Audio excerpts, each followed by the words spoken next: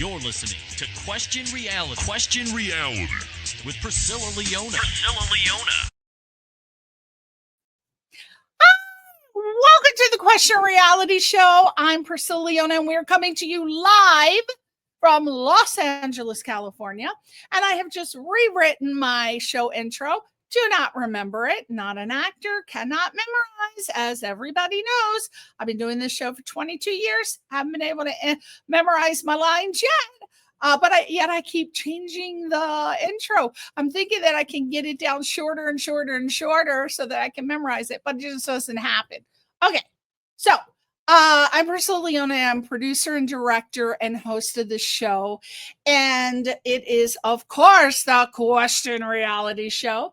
And we have entertained and educated audience, as I said, for over 22 years. And we've had Oscar nominees, Emmy Award winners, Grammy Award winners, Tony Award winners, up and coming stars, just rising stars, and a lot of seasoned professionals. And they've come on the show and they've inspired and motivated and educated people who are pursuing a career in the entertainment industry. That's what we're all about. That's what we do.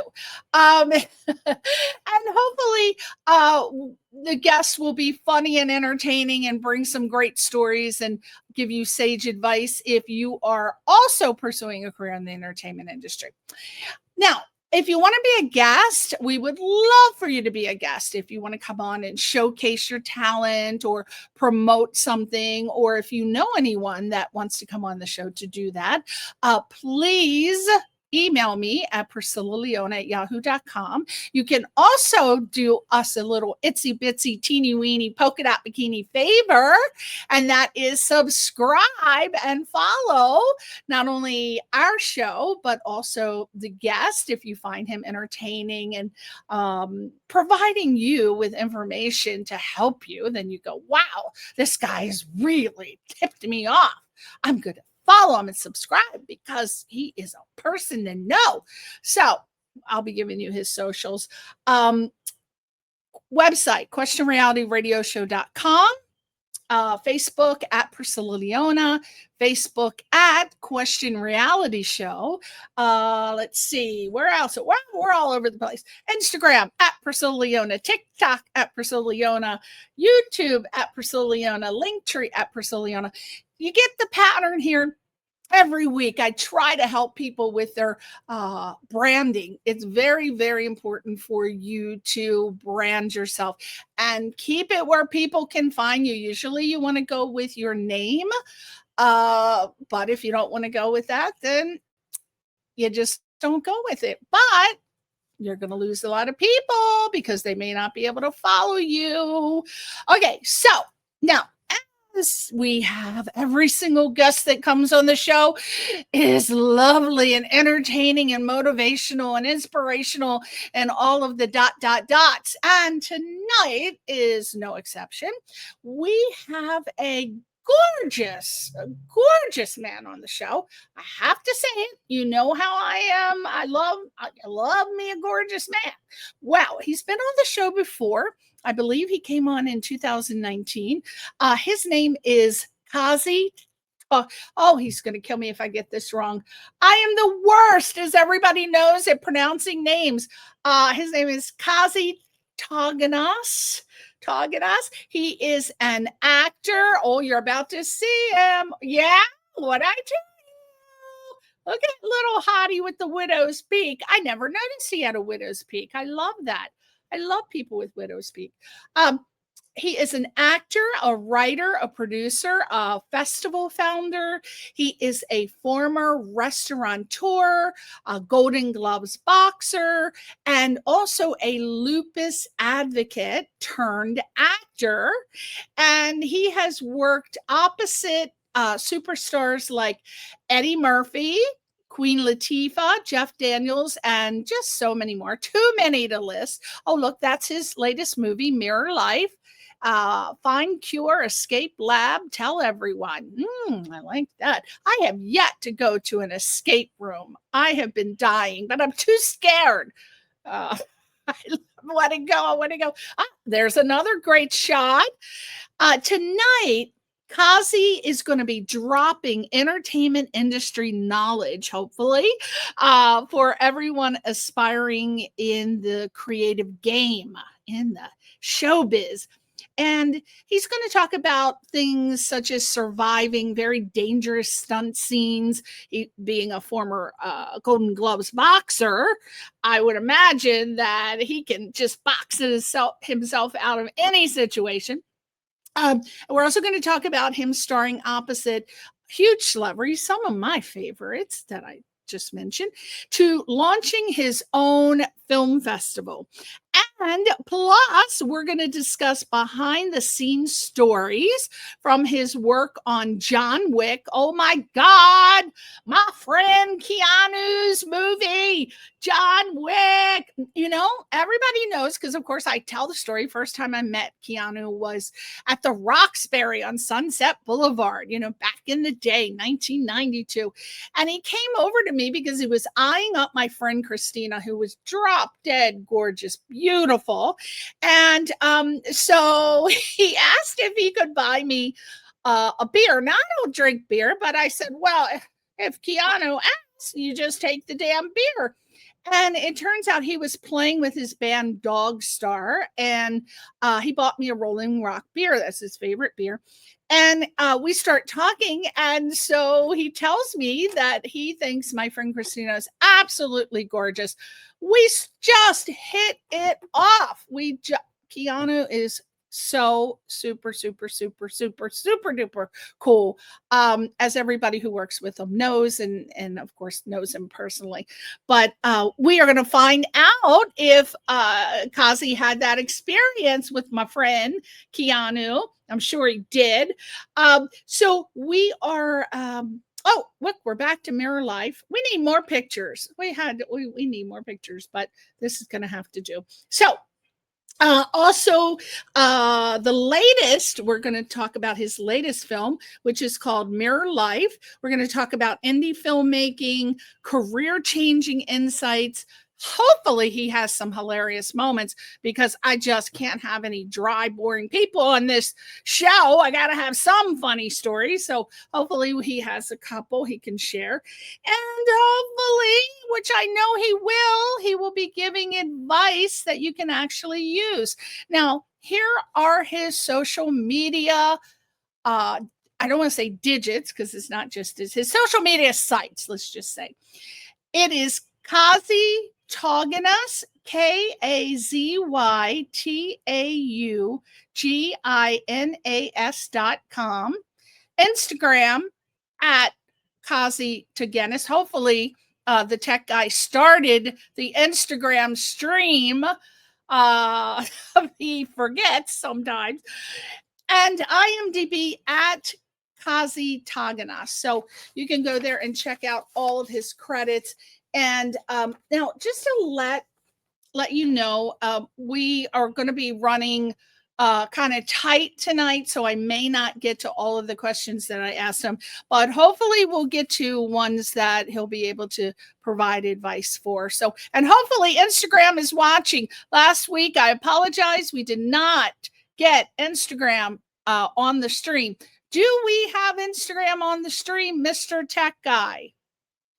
Yes, we do. Great. So without further ado, let's talk, see, and love the picture we're about to see. Oh my God, there he is. What did I tell you? What did I tell you? Oh, that's funny. Look at that. Oh my God. Now, it's corny but effective. Oh no, the gong. We don't want to give him the gong, just the applause. Welcome to the show, Kazzy. Thank you so much for coming on. Thank you so much for having me. It's good to see you. We had you on the show years ago, and then we went to one of your film premieres, and that was what, Standing 8? Yep. Was that a feature? I believe it was a feature, right? Or was it felt like a feature. It was a long short. It was a short about a boxer who gets diagnosed with systemic lupus. That's right. That's right. And speaking of that, I understand you are an advocate for lupus. Now, how did it come to be that you are an advocate for lupus? So my mother suffers with lupus. And she's been battling the disease for my entire life. Actually, before I was even born, it just took a really long time for her to get diagnosed. So I kind of grew up around it. And my mom, being like the hardcore person that she is, she never really wanted me to know that she was sick. She kind of made this decision where she was like, I want my son to have like a normal life. So I'm not really going to let this dictate, you know, how our family operates. So she kind of did a really good job, even though like she like kind of normalized things like trips to the hospital, right? She was also like one of the few people who, when they first started treating lupus with chemo, that was like that was a new treatment at the time. She was one of the first patients to actually get treated with chemo for lupus, which is now, you know, it's kind of been normalized too. So she, growing up around that, and as I got older and I realized, you know, how serious it is, and that people, you know, people pass. I mean, you see shout outs all the time from all the loopies that I follow of people that passed. And it's hard because it's a life-changing chronic illness. But that's essentially how I got involved. I ended up making Standing 8 as kind of like a love letter to my mother, and as a way to raise awareness, and it kind of snowballed, and Lupus Foundation found out about it and they wanted to promote it, and that was essentially what happened. As you were at the premiere for that with the Lupus Foundation. Yeah. So you're still actively involved in the Lupus Foundation now, or? I was on the board of Lupus Tri-State, but they've made some changes where National has like taken over. So like the Philadelphia area has kind of been absorbed into National. So since that took place about like a year ago or so, I'm not on the board anymore because it's gotten it's like above my pay grade essentially. It's global, yeah. They've gotten huge. I've heard very, a lot of very. So that.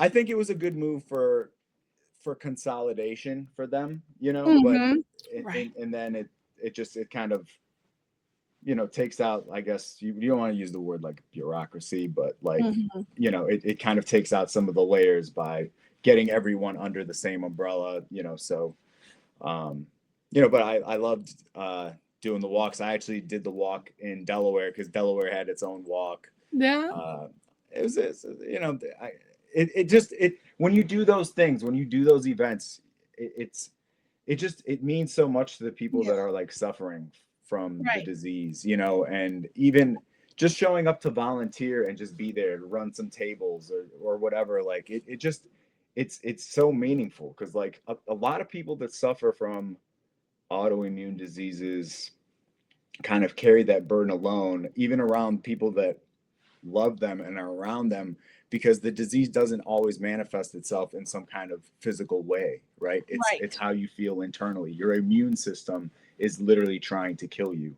And unless it manifests itself in some kind of lesions, where you can have discoid lupus where it affects like your skin, but a lot of people that's not the type of lupus they have. But if their organs inside are getting attacked by their immune system, and that can hit in so many different ways that don't necessarily, you don't look at the person. And that's like the big thing with lupus is like people say, well, you don't look sick, right? So that's why I think, you know, the awareness with like the walks, you know, or my film, or any time you hear it in pop culture, like Selena Gomez coming out and being public about her journey battling lupus, I think is the more awareness essentially will lead to eventually a cure, I think. Hopefully. Yeah. Well, God, thank you so much for helping people with lupus. I'm sure you've been a great contributor to their cause. Now you've had, from what I understand, you've had a couple careers before becoming an actor, which I found fascinating. You were a restaurateur. You were a Golden Gloves boxer, and I don't know what else, but those are the two big ones, and the ones that I thought, wow, that's interesting. So my first question to you is, what inspired you in your previous lives to want to become a restaurateur and then also a Golden Gloves boxer. Oh, loaded. A lot of stuff there. Boxing, I was always fascinated with. Ironically, my sport, I played all the sports when I was young. My parents wanted me to learn how to do everything. And then I settled on figure skating as I got older because I liked the performance aspect of it. And then as I got even older and, in my late teens, early 20s, I realized that I really didn't like the internal politics of figure skating at all because it's a very, very subjective sport. So then because I'd always been fascinated and I wanted to continue doing athletic things, I took up boxing, which is like kind of a leap. You don't really see that too often, right? Yeah. And I loved it. And actually, boxing kind of ironically was around the same time I ended up getting into the restaurant business just through a crazy series of events. And the restaurant thing was really born out of the fact that I did not want to work for anyone else at all. Yeah. And the opportunity just fell right in my lap. I was just in the right place at the right time. Otherwise it would have not happened. And it was a 24-hour diner. And I can tell you, like, it was very good that I knew how to box because we definitely had a lot of scenarios. Yeah. It was, I mean, listen, a 24-hour diner in a college town. Oh my God. What college town was it? University of Delaware. So in Newark. Yeah. Oh my gosh. And what decade? Because I'm from the East Coast, so I'm very familiar. I was partying up in Delaware and Maryland and Cherry Hill, New Jersey and New York, because I'm from Connecticut. So I was like hitting all the states. And people don't realize that on the East Coast, you could just drive an hour and you're in another state. Yeah. It's and I hear an East Coast accent. What state are you from? Well, I actually grew up in Chicago. Oh, really? Yeah, I definitely hear Chicago, Delaware, New York. I was in New York. Yeah, all together. Now, earlier we had a guy, I don't know if that was your friend. He said listening from Cherry Hill, Alan Middick. Did you see that comment? Do you know him? Alan Riddick. Yes, that was a college buddy of mine. Cherry Hill. Is he in Cherry Hill, New Jersey? Yeah. Oh my God. I went to the best parties in Cherry Hill, New Jersey. I'm going to give a woot, woot. Back in the 80s, woot, woot. Best place to be. All right. A lot of kids from Cherry Hill. When I was at University of Delaware, a ton of kids from Cherry Hill went to University of Delaware. Wow. Yeah. You try to stay close.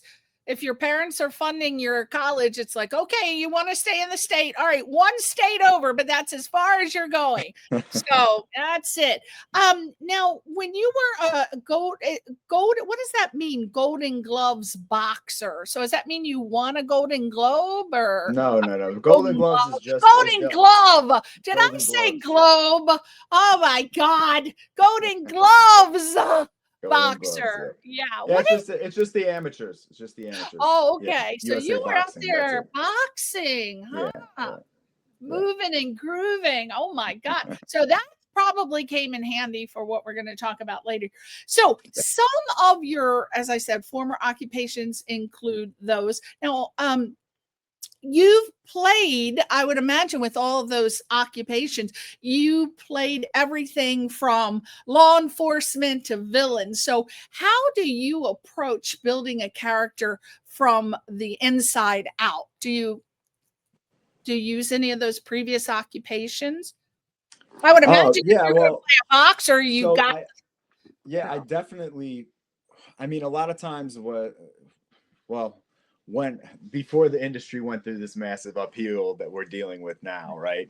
And I was auditioning regularly. A lot of times I would audition for characters that would need physical things done. So like having the athletic background has always been just part of my repertoire. It's on the resume, right? And it's been very useful. Being able to do your own fight sequences, knowing how to snap your head, right? knowing like if a punch comes at you from this direction, which way would your head move? Those like basics that if you're like not necessarily a trained fighter, you might not know such things, right? And not innately part of your repertoire, part of what your weapons are that you use in terms of an actor, right? Because your body is your instrument, right? So playing different roles, you know, at the end of the day, and this is funny, I had this discussion with Jeff Daniels. It's all about playing the character, putting the character together in the way that you want to do it. Because and I had like a lot of things that I had been thinking. It's funny because like it was like we were on the exact same page when it came to auditioning, and he basically was like, just do what you want to do because most likely you're not going to get the role anyway, right? Because they're seeing so many people and there's so many different factors that go into it, right? Like at the best, you know, I remember when I was auditioning hard, I think at my top, I might book 1 out of 30 auditions, right? When I was like, oh man, I'm doing great right now. So the odds are never in your favor. So you make the character choices that you want to see, not what you think they want you to do on the page. Like that is, I think that's a surefire way to misery. So like whenever even, you know, when I do have auditions come in, I look at it, I read, you know, I'll read the sides. If they give you the script, I'll kind of comb through the script, see what's in there, see if there's any little pieces that I can kind of put together to formulate the character in a way that I would want to play it. And then if you do that, at least you're entertaining yourself. That's right. If worst comes to worst, entertain your damn self. That's what I say. Now, what's one audition mistake that you made early on that taught you a lasting lesson and you can pass that information on to someone else? Like, for example, we don't go in to see casting directors anymore. Everything's was it eco cast? EchoCast, yeah. EchoCast. But one of the things they used to say is when you go into the audition, don't wear a lot of cologne, don't wear a lot of perfume, don't try to hug the casting director, don't, you know. So anything like that you made a mistake? 100%. I got you right now. So this is like a key thing. And especially when you're self-taping, because that's what we're all doing now, is we're all doing self-tapes, right? Right. You have to have definitive eye lines for everything that you're dealing with in your scene. Everything. So if you have a multiple person scene, you have to put one person here, you got to put one person here, right? And you got to put one person there, and you just make sure that your eye lines are always set, right? So that what you're doing makes sense to the other side of the camera. Right. Yeah. Okay. And he's talking about readers for those who don't understand what he's saying. Because when you have you can have somebody read off the camera. That's what he's saying. So when you have a reader, but if, say for instance, you have multiple people in that scene, you put them in a different place. And then you cannot just lock on to your reader when you're auditioning. Right. Nobody speaks to a person like this and says this, like, hey Priscilla, how are you doing today? I think you did really good. I really like the show. People don't talk that way, right? So you have to be comfortable enough in your own skin. And I think what I ended up doing is, in the scenes that I give myself some kind of activity to do that it makes me look down to get involved in whatever thing I'm doing while I'm having the conversation with whatever said character there is. That's very good. That's very good. Because a lot of people, oh my gosh, I've heard so many people say it is, even though they're an actor, they feel very awkward and uncomfortable doing these eco casts. And I don't know. I said, I don't know if they're ever going to go out because I think they're here to stay. Because logically, it does make sense. You know, you save time and effort and gas money and a whole bunch of other benefits. But the downside I hear from actors is that they don't get to give the energy and the personal feel that a casting director could get from them in the room if they. So I don't know. I'm not an actor, but I don't know. I can listen. Even before the pandemic hit, I was mostly self-tape because I was reading for a lot of stuff in LA. I lived in New York, and I would be reading for LA all the time.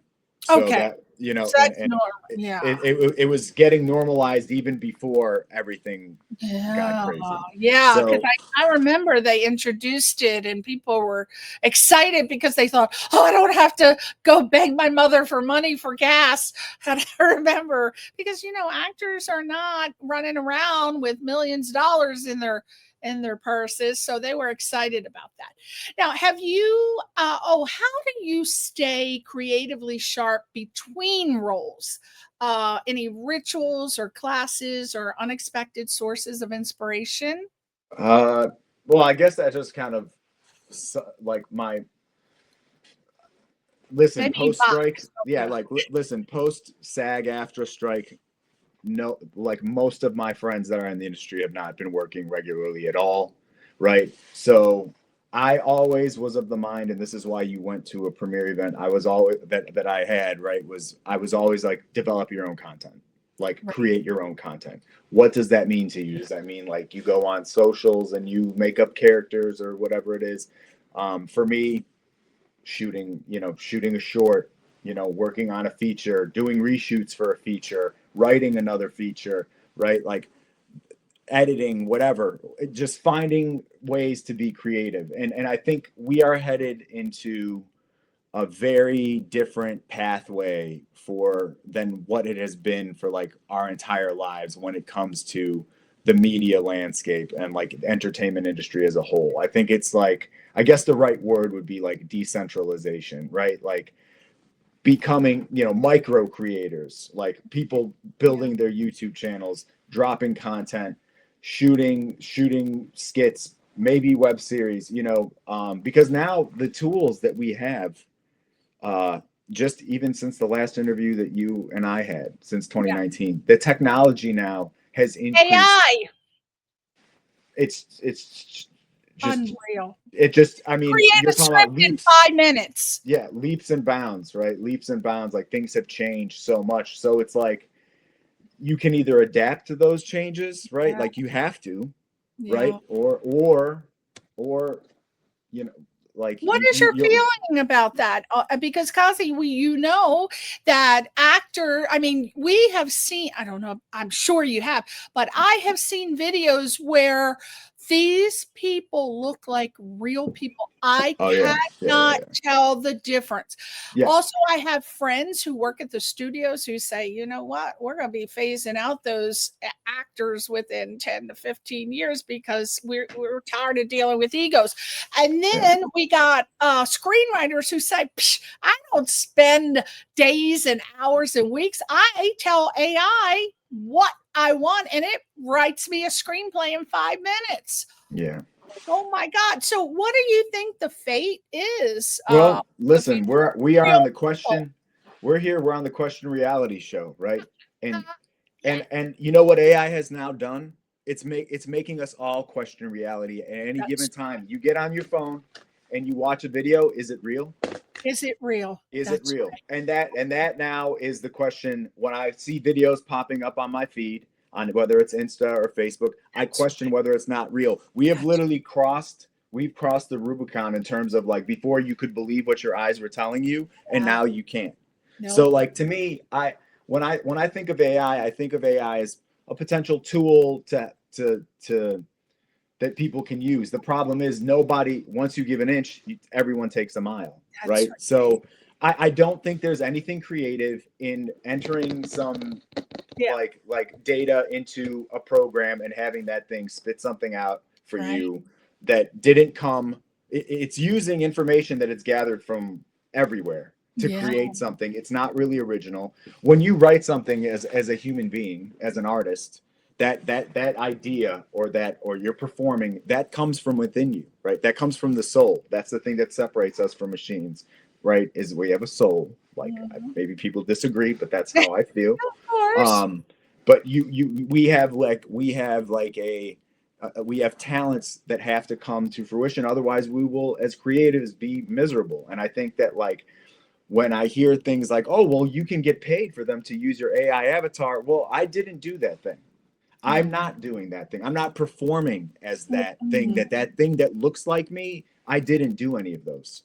Right. So I think that it's going to lead to a fork in the road. And I'm like, now I'm, not trying to look into a crystal ball or anything, but the truth is, I think that there's going to be like the real art of it. Like stage never went anywhere. People still go to see plays, right?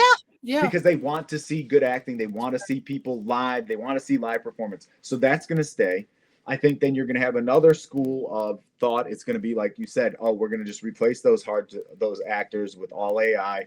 It's going to be some, staying at home, generate your own adventure with actors who have allowed their likenesses to be used contractually, and you can create your own adventure and sit at home with your VR goggles and experience whatever it is that you want to experience.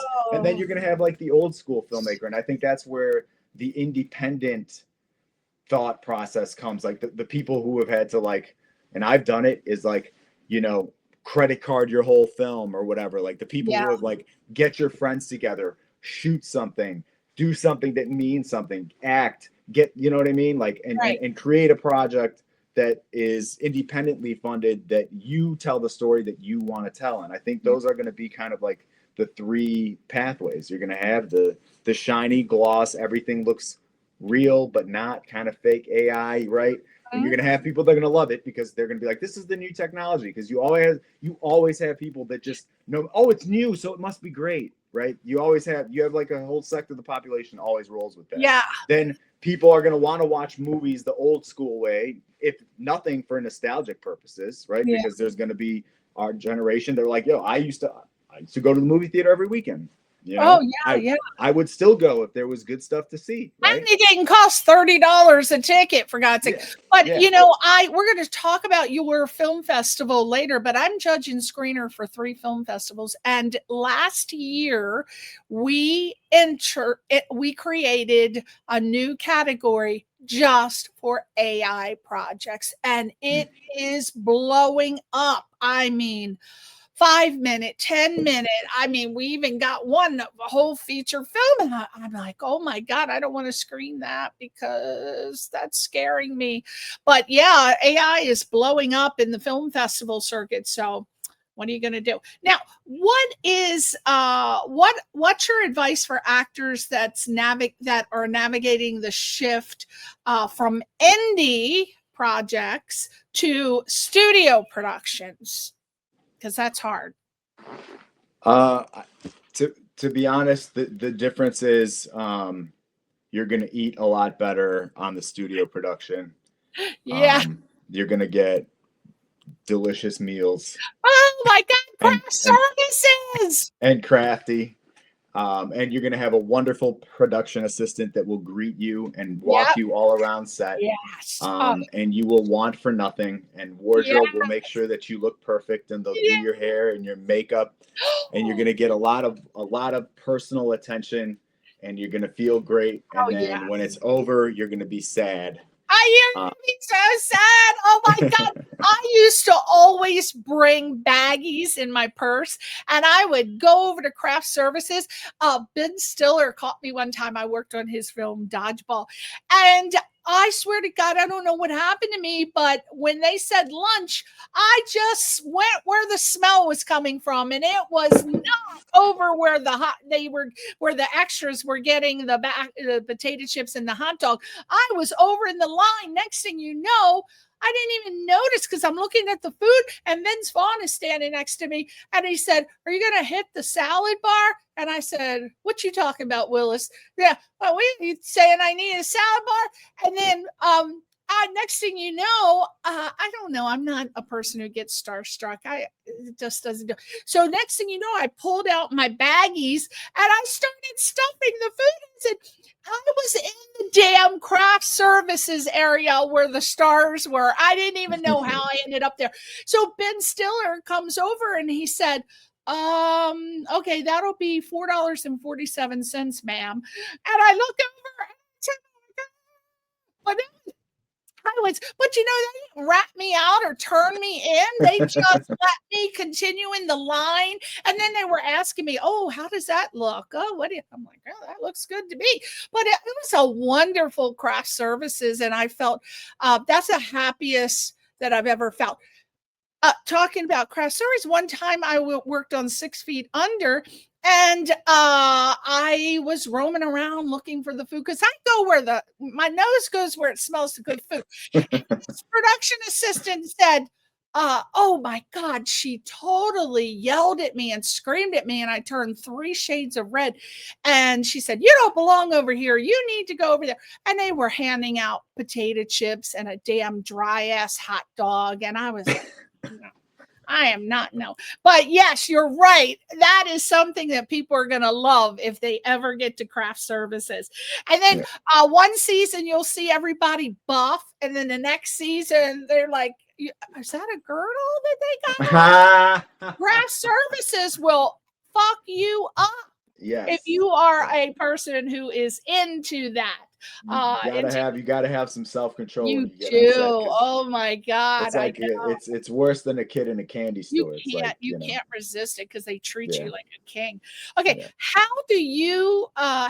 What is your suggestion to handle rejection in this business overall, and what mindset keeps you moving forward?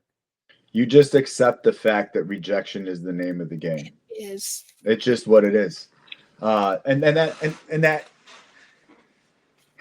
how do you empower yourself so that rejection doesn't eat away at you? How do you empower yourself? What do you do? And my response to that is find a way to create your own content so that you can stay creatively satisfied. And then no matter what happens with your auditions and no matter what's going on, you at that time are like, didn't get it, but I got this other thing that I'm working on, right? That's right. That you actually have, that you are passionate about. Because the truth is, when you're booking a role, and I'm not negating how important it is to work on other people's stuff. Otherwise, if you didn't work on other people's stuff, then other people's stuff wouldn't get done, and et cetera, et cetera. So like, it's really important that you do that, and it is a huge accomplishment when you get cast in something. And I encourage you wholly to do your absolute best and take direction and be fun and easy to work with and make a good impression, because that's what your job is. That is your job. That's right. Because rejection is like, you're going to get rejected way more times than you're going to hear yes. That's right. You have to think, what is it going to do? What do I have to do to stay happy? Right? Because if you're creative, you have to be creating. Yeah. So if that means you got to go do a stage play, or you got to do readings with your friends, whatever it is, just do that and make sure that you always have that and those are like little wins that you can rack up that will keep you satisfied, right? Yeah. Like, you guys are like, you'll sit down with your friends, like 5 of you, like, yo, let's just read through this play, right? Yeah. You have to do things like that. You have to be around other creatives. You have to be around other like-minded folks to just, like, oh man, you auditioned for that? Oh, I auditioned for that. What did you think about that? Oh yeah, the script was terrible. Oh yeah, I thought so too. I'm glad I didn't get it. Yeah, me too, right? Like, you need to have those exchanges. You need to be around, you have to, and I'm not saying like you should be around people that are like gonna pull you down, that complain all the time. You have to find your tribe of other creatives that are like matching your energy level and can keep you in that positive space. And people that you can rely on. Hey, could you help me out? I need a reader. Or hey, I'm working on this. I'm working on these sides. What do you think about this? Like, you have to have a network of people that are doing the same thing as you, that aren't necessarily directly competing against you or anything, but just like having people that understand what you're going through and that you can rely on. And I think if you have that tribe, it makes it a lot easier, and it can actually make it fun, right? And then when you do have that tribe, all of a sudden you start talking about working together, and then that's how projects are born. That's how indies are born, right? Yeah. So that's how little web series can get born. That's how short films can. Yeah. So again, finding like-minded people, finding positive people. You have to be around positive. Yeah, you do. They have to be around positivity. People will bum your ass out with their tales of woe. Like, I don't have time to be talking to you. I gotta go get on my magic soul train. Now, you played cops and criminals and everything in between. What is the weirdest direction you've ever gotten on set?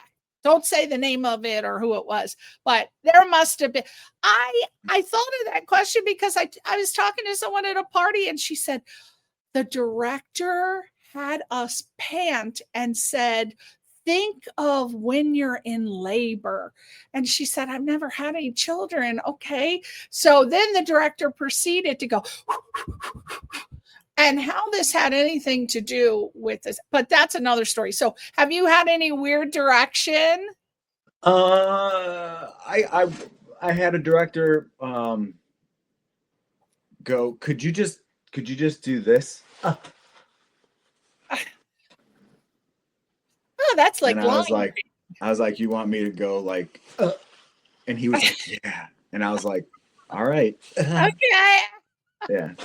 You look like Robin Williams doing that. Yeah, I was like, all right, if that's what you want, man, like use it. You know just like Robin Williams. Now you've worked on John Wick. I told a little bit about my story when I first met Keanu in '92 at the Roxbury. Remember that movie? What is Love? And they were all in the car. Baby, don't hurt me. Yep. Oh my God, that was my club. I was at that club. That's what I could wear stiletto heels without killing myself. Very, very. So anyway, I met Keanu. So I know what he's like. What was your experience? Because you worked on John Wick. I want to hear it. Who was your character? And tell me. So John Wick was an interesting ride for me. That was like the first big studio film project period that I had ever booked. I actually got it because I had been taking classes with casting directors, getting to know casting directors. And I happened to meet Kate Geller, who at the time was casting John Wick at Christie Street casting. And she was teaching a class. She asked me to come in to the audition. I was like floored. It was for a much bigger role than I inevitably, that I didn't get. But I went in for the audition. I guess I crushed it because they like a half hour later, they asked me to come back for a director's session in 2 days to meet the director.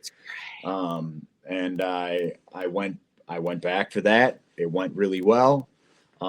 They had me meet with they did like a stunt audition. And then I didn't hear anything because I didn't have an agent at that time. I was agentless. I had no agent, no manager. I had no idea what was going on. Yeah.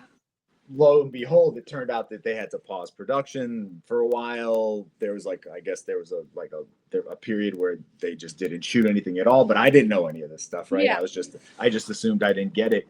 And like the last week before production wrapped, they tapped me for like this small little role that was going to only work for a couple of days. And I was like, they're like, oh, would you be available? I was like, yes, I'll be available. Yeah. And the first I think maybe like the second person I met on set was Keanu. Super cool. Yeah. Awesome. Down to earth, and it was at the original John Wick? The first one. Yep. And who did you play? Because I'm going to go rent it again. And I'm literally in it. They cut my part down to like a quick montage. I was just playing the guy that was running the safe house right before Alfie Allen gets killed. Oh, okay. So, I'm glad you didn't kill his dog. No, okay. That's what I auditioned to play one of the three that did kill one his of dog. The three. God. Yeah. But I didn't get it. The name of the game is Rejection. I didn't get it. That's the middle name. But you never know. It's like a week before they're about to wrap, I ended up getting a call for a different role. So that's why you always bring it to every audition that you lay down, because you never know. Hope. Yeah, hold hope. I hold hope. Now let's talk about Queen Latifah. I have many friends who are friends with her, and they said, "Oh my God, Priscilla," because I've never met her, but they said she is so super cool, and she is lovely on set, and she's so nice, and she takes care of her people. And so, anyway, my question is, what was your experience working on The Equalizer 2 and with her specifically? Because I saw you in a scene with her. Yeah. So I worked on Equalizer 2 with Denzel. So I'd been in the film, right? I played one of the main bad guys in Equalizer 2, and then this was supposed to actually, the Equalizer TV show was supposed to happen right before the pandemic kicked off. I think that was like the last audition that I had before everything shut down. So I didn't even know if that was gonna go, and then like end of 2020, they called me for it. They're like, "Hey, we need you." So I went, met Queen, had I was in like probably like I think it was the first big fight sequence that they were gonna have for the TV show. And Queen was awesome. Like she came, like, you know, when you're dealing with some of the big stars, you don't know if you're just going to be dealing with their double like the whole time, or is it, but she showed up to all the rehearsals, and I'll never forget, like, she knew all her lines, like at the stunt rehearsals, and we weren't shooting for like another like 2 weeks out, and she had already had her lines memorized, because we would run through the lines before we did the sequence. And I was like, I was really impressed. I was like, wow, like she must know the show forward and backward, because like she's not shooting that for like 2 more weeks. So she was great. She was awesome. We had fun. We had fun. We had a good time. Glad that you're confirming that. Now, all of this talk about Keanu and Queen Latifah, I want to see your demo reel. Let's look at your demo. You want to see your demo reel? It's going to be a fun. So we're going to play. We're first going to play your demo reel, and then when we come back, we're going to talk about your your film. I don't know if I should call it new, or it's been a while. But anyway, when we come back, we're going to talk about him starting a film festival, how you can submit your projects to his film festival, and then we're going to talk about his latest film project. So I'm just waiting to see him acting. He's so good, people. Excited. All right, let's watch Kazy Tauginas.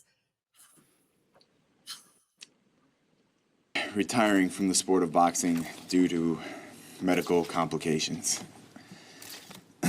It's been a good run, but it's over. Thank you for your support. Wait, Dusty, what medical? Do I know difficult times? Sure. Yeah, I know difficult times. Whenever you're ready. How long you been working here? About a year. It's a good gig. I'm a musician, so late nights don't bother me. Guitar? Drums.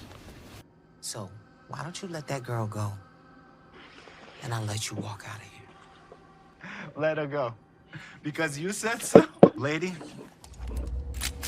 I don't know who you think you are, but this is my world. And in my world, man is out of sight. Dolomite. What y'all think of that?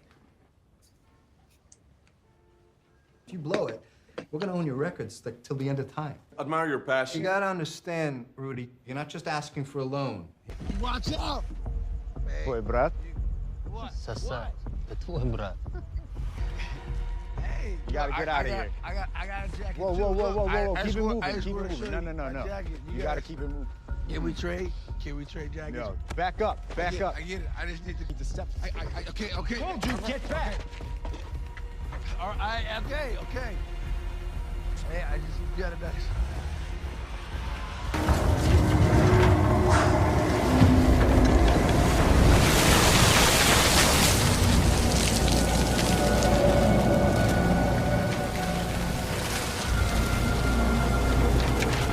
What the fuck?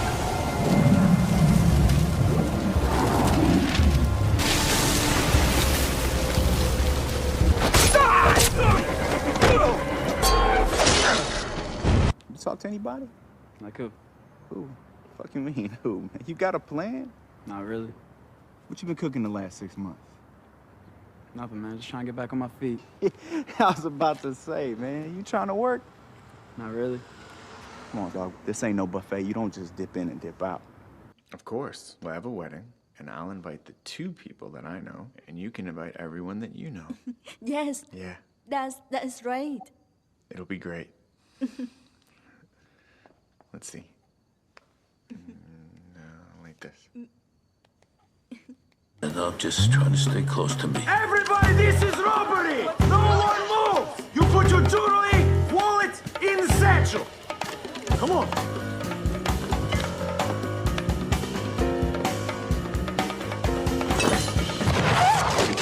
Ceasefire! Ceasefire, man!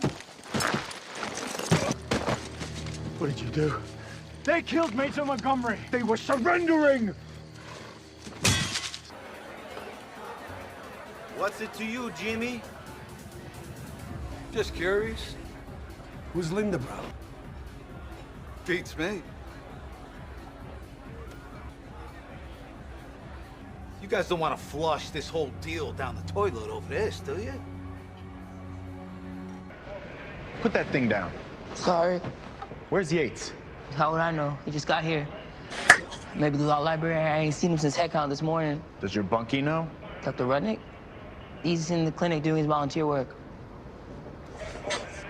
No, I just called maintenance. Oh, and by the way, I spoke to our slot guy. Said a bank of slots doesn't come in a crate. Oh, really? Even the Excelsior 3000, the new non-touch eye tracking slots? Hey, let's open it up and see what happens. Maybe it'll get water damage. Get the crowbar. Get the crowbar. No. We can just move the slots and then, until we get the leak stopped. Why would you move it? It's protected already. All right, we're probably gonna have to move the Buffalo. I think it weighs like 600 pounds or something. Call facilities, see when we get some moving guys up here.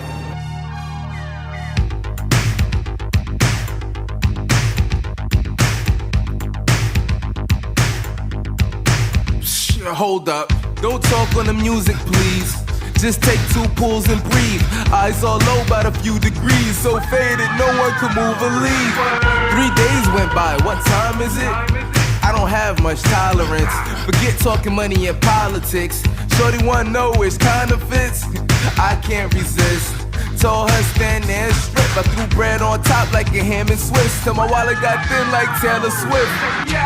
Fuck the cannabis, hold up, let me take off the camera lens. Now back it on up like an ambulance. When I'm done, put your name on the mailing list. Right here, girl. I still treat the subway like I was on stage about to heat the runway. Flyer than your pops on Easter Sunday. Real success, I'ma seize it one day. If your purpose in life is only to exist, for me that's not enough. I'm a social futurist. So if you haven't noticed, I keep telling you no.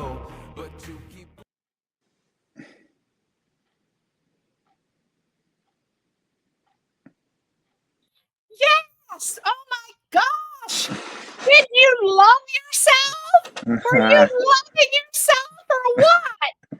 My God, you are really a great actor.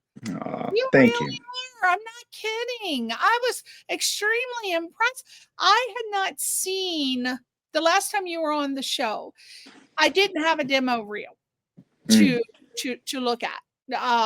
And I was so impressed by your demo reel. I'm like, oh my God.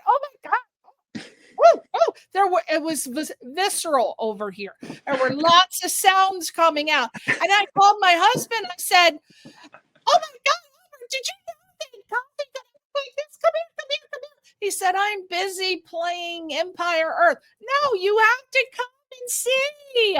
So, oh my God, you're a hop, skip, and a jump from an Oscar, my son. So I know that you're limited with time, and that was like a 5.5 minute. Do you have a couple minutes to answer like a couple screenwriter questions in the festival? Yeah. Okay. Let's do it. All right, let's do the screen. Oh my God, I can't wait until you get your first Oscar. And I first. You know why? Because I'm going to be saying, Kazzy, can you hook me up with meeting Harry Styles, my obsession? Please help me, Kazzy. Please. I could have sworn I saw Harry Styles in that demo reel, but I was like, is that Kazzy? Or is that Harry? I don't know. But I'll be hitting you up. So hurry and get the Oscar, please. Okay. So now let's talk about, we're going to move into screenwriter mode. Let's talk about your film, Mirror Life.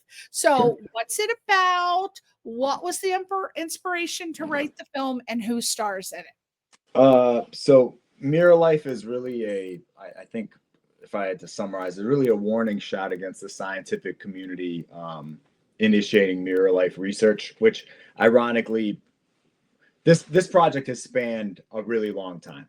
So like we started years and years ago before the pandemic. We shot a lot of stuff. And then, you know, life happens and whatnot. And we, you know, I finally was able to get it done in 2025. And I'm very, very proud of it. But it's basically about a woman that's searching for her cousin who disappeared after entering an illegal clinical trial. And it jumps between two timelines. So the cousin who is looking for me, my character, the cousin Tracy, played by Courtney Cavanaugh, who played my wife in Standing 8. So she plays my cousin. She's looking for me. And it jumps between the two timelines. They run simultaneously. So it's like her trying to figure out what happened to him. And then you see what actually happened to him until it all comes crashing together at the end of the film. Oh, who are some other people that are co-starring in the film? I mean, if you saw Standing 8, you're going to recognize a lot of the faces. Okay. So I like that. You are working the Steven Spielberg, Robert De Niro, Scorsese method, where if you work with people, why not work with them over and over and over if there's chemistry? And then I've had so many people say, oh, that's nepotism. Well, no, it's not really, but they're not nepo babies of these people. But if you find, as you said, your tribe, which is my favorite word to say, your tribe, and these are people you get along with, they show up on time, they don't do drugs or alcohol or whatever, why not work with them again? Because you can depend and rely on them, Kazzy. Am I right?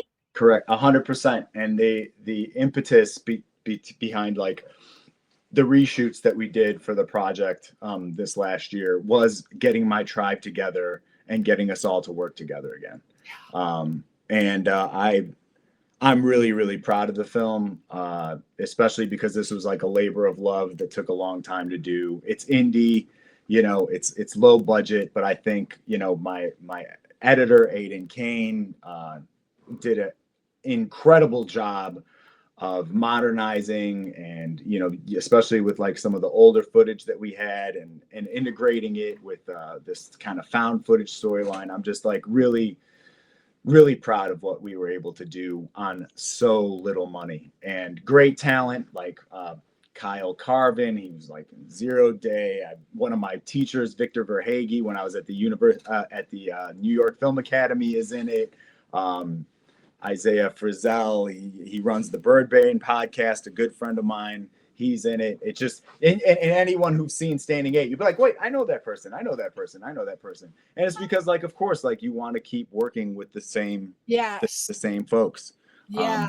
But this was like a real indie labor of love, long-term commit, you know, start stops, you know, the whole shebang. But like, you know, when things just kind of got crazy with the entertainment industry, you know, like pandemic, like saw a huge contraction, and then, you know, the strikes hit, it contracted even more. And it's just like to have a victory out there that all of my actors and everyone that participated in the film can see a product on Amazon and point people there and be like, hey, we did this. It just feels good that it's finally out there in the world for people to see. Do you edit your own projects, or do you have a go-to editor that never lets you? My go-to editor, who also edited Standing 8, he taught me how to edit.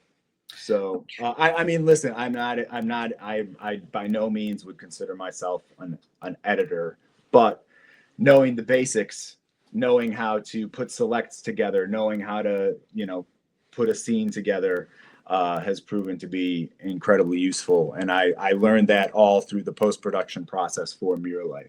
Yeah, I ask you because I'm looking for an editor. I produce now. Of course, we have different styles of what we like, but I love producing Christmas films. So my first Christmas, I'm usually a producer on other people's projects.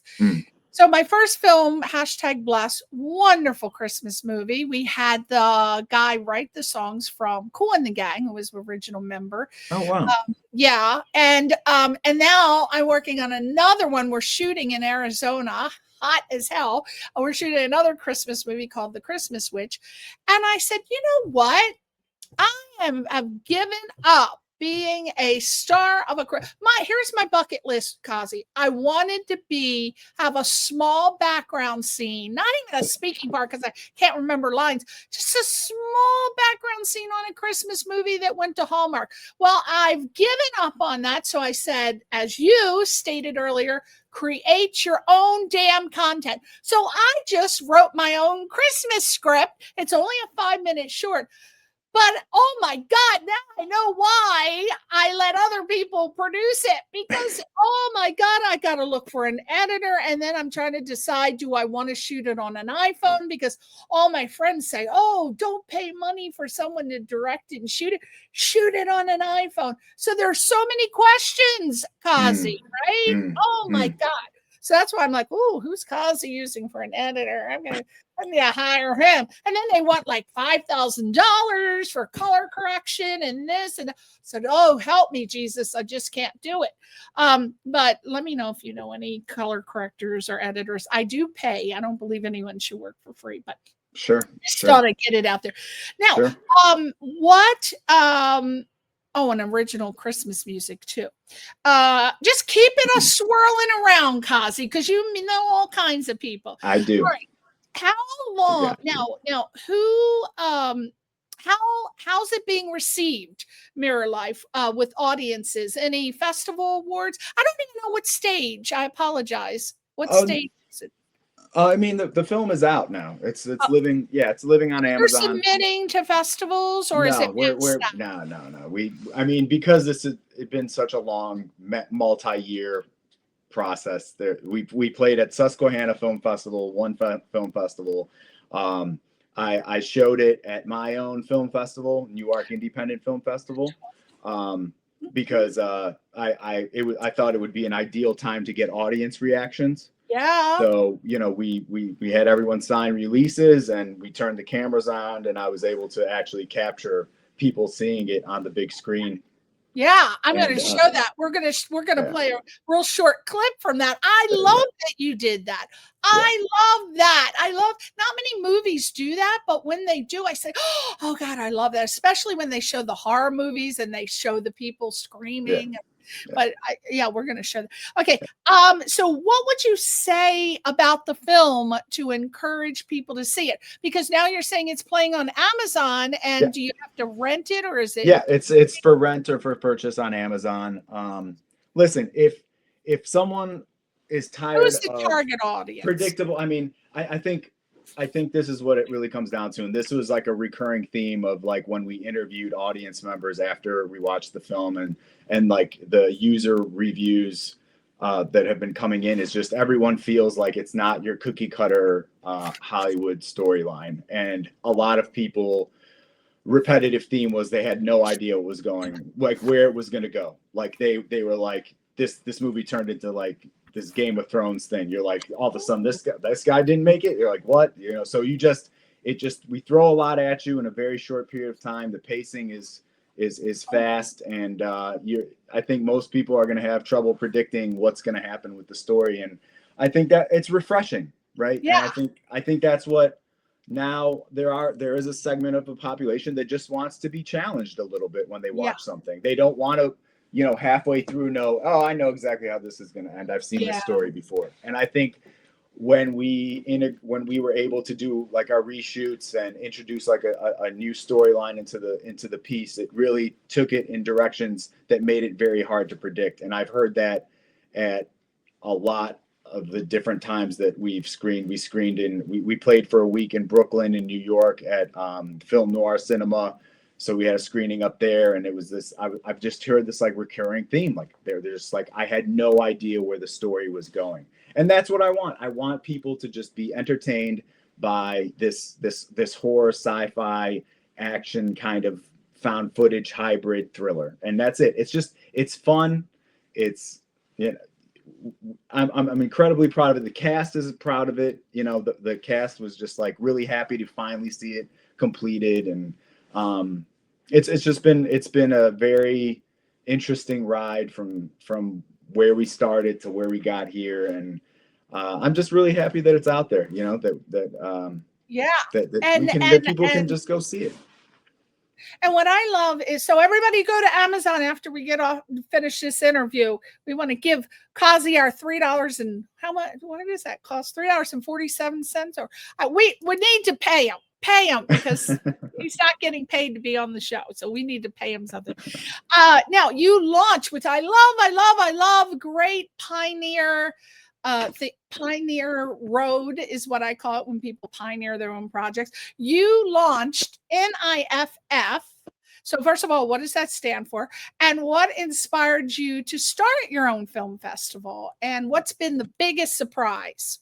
Sure. Newark Independent Film Festival in Newark, Delaware, at the Chapel Street Players, which is a beautiful 501c nonprofit performing arts venue with a sound system that will blow most movie theaters away.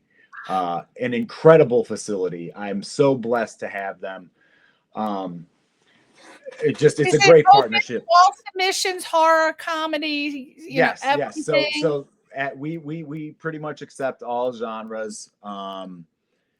Short films only at this point in time, unless we have some kind of special type of event where we're going to like when I screened my feature, right? So we're shorts, 30-minute max in length. Submit your film through Film Freeway. The reason I set up the film festival is I just felt that the direction that the studios are headed now, and outsourcing all of our jobs overseas, chasing tax credits, the massive contraction, hearing about people like just not working, and I just wanted to kind of build my own playground and help kind of fight against that and really celebrate the independent filmmaker, the person who did put their film on a credit card because they felt so strongly about telling a story. And it's a short, right? So like, where do shorts end up, right? So I just wanted to create like a very inclusive type of an atmosphere for indie filmmakers where they would be able to see their film on the big screen. Also, I'm like super anal when it comes to sound design, sound mix, because like if your mix is off, I can't play it. Like, so I do multiple quality checks to make sure that everyone's film sounds good when we're playing it. And color correction, people. Color correction is very important too. I'm sure Kazzy agrees. Yeah. You don't want to see. You have to have the final touches on your project. You do. That is where you don't want to. You want to splurge on that. That's where you don't want to save your money. And what is that word called when people are like, oh, I don't have money for it. You don't want to. You don't want to cut costs in your Right? post-production. You want to, like, if you don't have the means, you have to find someone. And that's another reason I started the film festival, right? Because now people are collaborating off of meeting each other at the film festival. So we have like networking events, we do awards, we give out awards for everything. So cinematography, acting, editing, screenplays, you name it, we give out awards for different categories. Ceremony? Do you have like a red carpet award ceremony, like on a Sunday or something? Yep. We pull out, we do red carpet interviews, we do one-on-one podcast style interviews with everybody. So you have like every filmmaker pretty much this year that attended the film festival got 2 shots to talk about their film. They got to sit down with our podcasting interviewer, Alfie. She runs the Film Journal. She has her own podcast called Join the Scene. So she would sit down with them in the podcasting environment. And then we would also, I had Erica Becker on the red carpet, interviewing them on the red carpet before or after their films actually screened. Wow. So my God. That's great that you did that. That's so important to make them feel like they're stars too, because they are stars. They will become stars, and they are stars in their own right. Yeah. I got a guy named Rico. He just hosted the Catalina Film Festival. Oh my God, this guy needs his own talk show. He is fantastic. Red carpet interviewer. And I said, wow, we got to get you at, I'm going to get you at every single film festival that I have, because I am a screener for Burbank International, and then Sholo, and then Tarzana. And you probably know started that. But yeah, oh my gosh. Well, if you ever need a red carpet host, I'm gonna tell him to look you up. His name is Rico No Suave. So, but you always need a backup person. You never know because it's going to get big. Well, I'm glad that it is small and shorts because guess who's going to be paying their $80 to get their film in your festival? Me. When is your submission dates? That's something we're going into 2026. It looks like the film festival is going to be in August. I'm locking down mid-August, and then we will open for submissions January 1st. Okay, so open in January 2026 with the cutoff in August. And no, the film festival will be in August. We'll probably cut it off end of May, most likely. Will be the cutoff. So you'll be a 5-month period to. Okay, so submit in January, cutoff in May. And where can people go to submit their film projects to your festival? Film Freeway we use Film Freeway as the hub. The one. Freeway. And they would look for NIFF. Newark, I would go Newark Independent Film Festival. Newark, Newark, not to be confused with Newark in Jersey. We are in Newark, Delaware. Yes, a lot of people don't know that. They always think it's Jersey, but there is a Newark, Delaware, people. Yeah. And real quick, and then we're going to play the little couple minute the trailer. Sure. What are, for people who want to know, what are just very basic, what are the basic steps to submit their film to your festival? They go to Film Freeway, but before that, there's, as you said, you care about quality. So I would say, to repeat what you said, make sure there's excellent color correction on the film. What else? I mean, your sound mix is incredibly important. Your sound levels have to be even. You need someone that is a professional sound mixer to make sure that it sounds good. A lot of times projects that play on digital formats, like if you just watch something on your phone, but then you blow it up and you put it into, a multi-speaker system, it's not necessarily going to transfer well. So I think it is important, and I suggest for my filmmakers that are going to be submitting to my film festival, if you have a stereo mix, you don't need a Dolby Digital 5.1. You don't need to spend the money on that for my film festival. Just have a stereo mix, a good, even stereo mix. And as long as it's stereo and it's even, we can adjust levels up and down, which we've done for a lot of our filmmakers, right?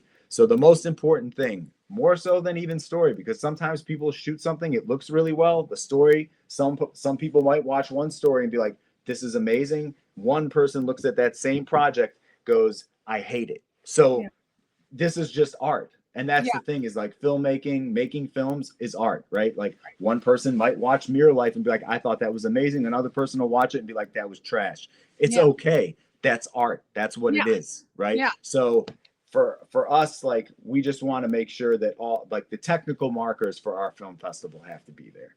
And so, what is it, the format that they have to submit to your festival? You know how you have to have the aspect ratio at 16.9, blah, blah, blah. We can take varying aspect ratios. It's okay. Like, it doesn't have to be. Like, so some people go ultra wide. We can screen it. When we don't have to cut it off. Because the way we have a setup is like all the films that are going to screen in a block are put into the same timeline. So everything is adjusted way beforehand. Okay. So trust me, I've been to enough film festivals myself to know like what works and what doesn't. So we have a very distinctive system. So we'll be able to adjust on the fly. It's not fully, but like, we do so many quality checks that, like, if there is an issue with picture quality, they're going to know the first time that we run it at the venue. And then I'll go back and say, hey, we need you to make this adjustment and allow the filmmaker to make the adjustment. Because again, if you got into the film festival, we want to make sure that it's shown in its best light. Okay. So .mov is fine. Yeah. I mean, the thing is 1080p .mov is optimal. Okay. Right. Okay. Yeah. That's good. That's good because with that's a stereo mix, 1080p with a MOV stereo with a mix. stereo mix. Very important. Okay, so last question with that. What is the one thing that you wish that any indie filmmaker knew? What did I write? I'm like driving my own question. I can't read it. What's the one thing you wish every indie filmmaker knew before submitting to a festival, including yourself? Literally the number one reason we rejected films was sound mix.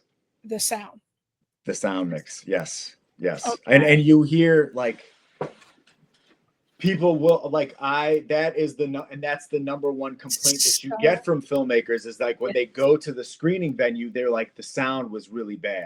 Yes. Right? Because they don't do so like you can't have everyone having a different mix, right? And then not quality checking beforehand. Like I think on the festival, that falls on the festival. Like the festival should know ahead of time if the sound quality is off, and they should give the filmmaker time to adjust if need be. Right. But yeah, that is like critical. That is absolutely critical, is because if you will lose your whole audience if you can hear one character speak and then the other one you can't. Like you will literally lose your audience. Right. And then you don't want to go to an independent film festival. Like we say, it's like Newark Independent Film Festival, but I don't want anyone in the audience feeling like they're at an independent film festival. Yes. And if your sound quality is bad, that's what people are going to feel like. Yeah. Right? And how many times have we gone to festivals and they spent so much money? Like I'm talking over $1 million. I just couldn't believe it. And the sound is underneath the mix, and the music of the sound designer or the sound person is loud as anything. Yeah. And this got passed. It went from person to person to person. Nobody said anything until that's the final thing. And it's a shame because that's money that's wasted. And now the investors, I experienced that. And I was one of the producers, and unfortunately I didn't get to hear it before it was put out. And then it gets to the festival. Kazzy, I was so humiliated and embarrassed that my name was associated with, and then they spent $1.2 million on this. I said, how?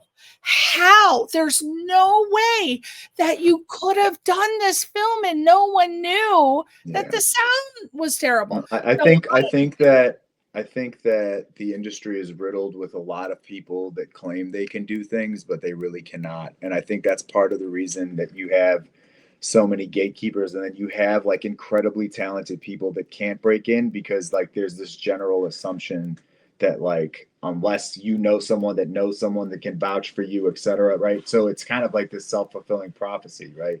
Yeah. And that's again why I encourage people to just build your own playground, make your own content, and that's why I started the film festival, because I want the people that are out there creating good stuff, quality stuff, technically sound stuff, to meet each other, because they might have something to talk about and they might be able to form a new tribe. And a lot of times when you go to these film festivals, I'd say at least 90% of the time, someone like you, who's the film festival creator, will invite people who can give them distribution deals. I see it all the time. It happens at every single festival that I'm part of. Somebody gets a distribution deal. I'm like, wow, but the film will deserve it. But there's a possibility that you might offer that. Now, I want to make sure you do have people who screen every film, right? Yes, 100%. Yeah. And do they get? And we have a committee. We have a committee that rates. We have a rating system. Everyone rates, and then sometimes you have a clear winner just off of ratings. No need to vote. Like you're like, oh, this is it, done. Yeah. But then there are times where like things are unclear. You got to vote, right? Yeah. So we usually have two last year we had multiple sessions where we had to vote just because we had so many submissions. But yeah, every single film gets screened. I'm glad to hear that. That's one of the big pet peeves in this industry with film festivals. First of all, people don't realize you got to at least include a 20% cushion for your post-production, and that should include film festivals. Yeah. And I hear so many people say, oh my God, I spent $80, $100. I never got a letter back saying my film was accepted. I never got a letter back saying it was rejected. I don't know where my money went. I don't even know if anybody screened the film. We emailed them. We would email them and let them know why they didn't get in. That's so good. I'm really glad to hear that. And then number one reason literally was sound mix. Sound. Oh, I'm so with you on that damn sound.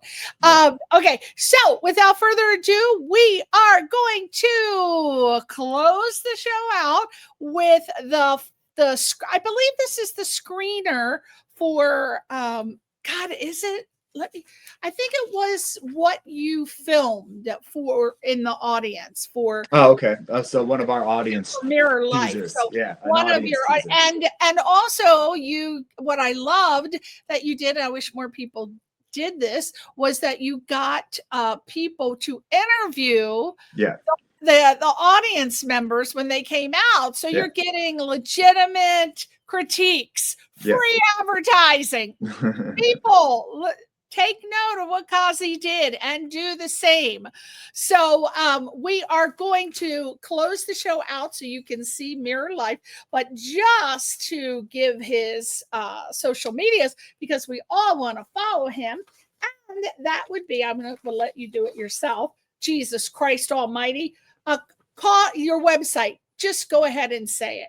It's just KazyTauginas.com, KazyTauginas.com. And then you can follow me on Instagram at Kazy Tauginas, KazyTauginas. And then on TikTok, it's Newark Independent Film Festival, Newark Indie Fest. And I found it finally. I can't see. I got 4 eyes, and I'm lucky if 4 of them work. IMDb, he is under his name. Oh, I like your branding, Kazzy. You got it going on at Kazzy to get us. Go there and look at all the projects that he has done.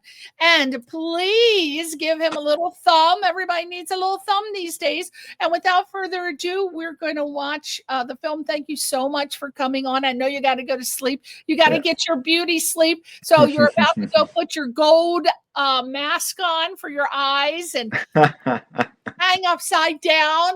It's funny. And thank you so much for coming on the show. We wish you the best of luck.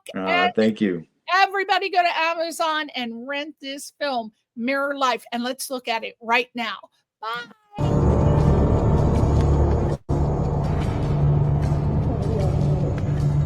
Director, writer, everything. Kazzy, how do you feel tonight? It's finally here. It is finally here. I'm super excited. It's just weird. I'm getting interviewed by one of my own cast members. I know. That's cool. It's all good. It's all good. This is what we do. This is how we roll. No, of course, I'm very excited. It's been a long time coming. You know, this film has gone through multiple iterations, and I finally think it found its home and its place of where it's supposed to be tonally. And we're just really, really anxious and excited to share it with the world. Yeah, it did go through a lot of process. Can you talk a little bit about that? Like, the start to the finish, your mindset, how it got there? Well, yeah, we just, we had a story that ironically pre-pandemic wasn't necessarily the most, marketable, kind of been done a lot. And then after the pandemic hit, it just got a lot more relevant. And, the time was to strike. Like even the term mirror life now, if you Google mirror life, like hundreds of articles pop up about scientists warning about how dangerous the technology is. Yeah. So it was meant to happen right now. This is when it was meant to happen. I agree. And if you could, one takeaway that you want the audience to have after watching the film. I just want the audience to go for a ride and enjoy themselves, and that's it. That's it. This is a horror, sci-fi, action, found footage, hybrid thriller with a zombie twist. It's one of the most unique things you're going to see, right? I mean, I hope so. I think so. Yeah. Well, congratulations. All right.